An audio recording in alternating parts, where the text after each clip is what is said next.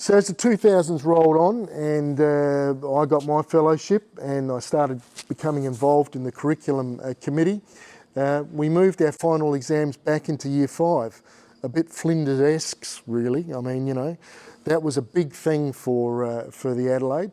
So year 6 became a student internship year. So we kind of mirrored a little bit what Flinders had done for quite some time.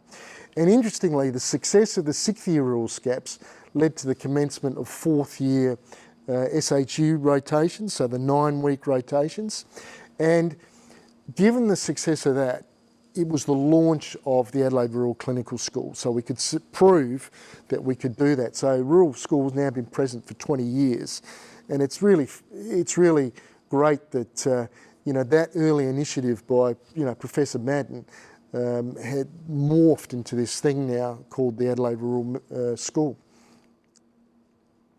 And along the way, we did sort of more research about, and we were asked to contribute to the surgical clinics of North America with a chapter about, you know, the Australian experience, because, you know, the experience in South Australia is very different to the experience in the eastern states where, you know, they've got the Bendigos and the Ballarats and the Wangaratta's where there's, you know, 80,000 people, you know, 70,000 people. So they can have, you know, 3-4 surgeons there resident, whereas, you know, we've got Whyalla, Port Augusta, they're smaller. I mean, you try being a surgeon there for any length of time by yourself, it's a killer. So we have had this rotating system for many years where one of us would go up for a week at a time, and that seemed to work very well. So we continued that interest, and, you know, student attitudes towards surgical teaching in provincial hospitals. It was positive. So the 2000s, we've got Gaga. Everybody knows Gaga. She started quite early, 2004, I think, poker face. Brisbane Lions dominated the football field, all right.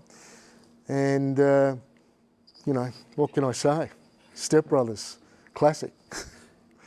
All right, but the 2000s have also brought us this, empty lecture theatres, which is perhaps one of the things that we scratch our heads about. What's happened?